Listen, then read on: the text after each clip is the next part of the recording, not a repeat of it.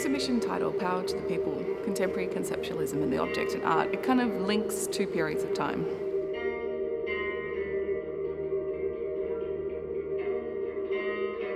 In Camera and in Public is an exhibition about the relationship between the camera and the subject when it's fraught in some way.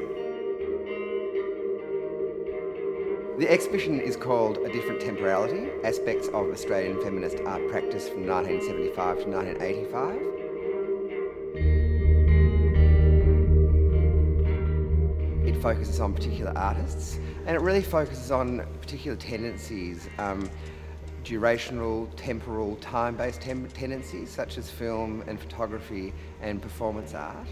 Perhaps the most well-known work might be Sue Ford's Faces, which is an extraordinary work where she simply films the faces of her friends in 1977, but she revisited those same friends 20 years later in 1997. So it's an extraordinary document of individuals, of the social community and of the time that is written on people's faces.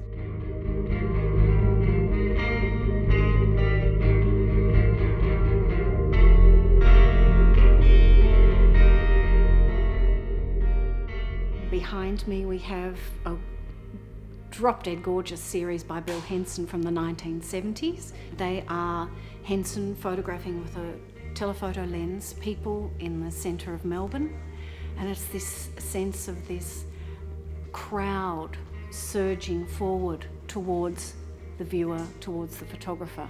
It's a quite dark series, physically dark. They're vintage photographs, so they're like bodies in frames. It's very thick, you can sense the paper.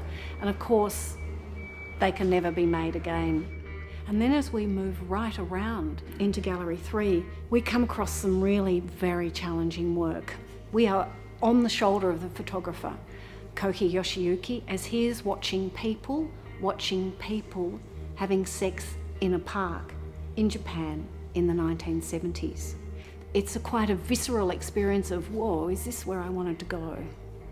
This show is asking people, does it matter what the intention of the photographer is? Does it affect the way we view the work? It is challenging a twofold relationship, camera subject, viewer subject.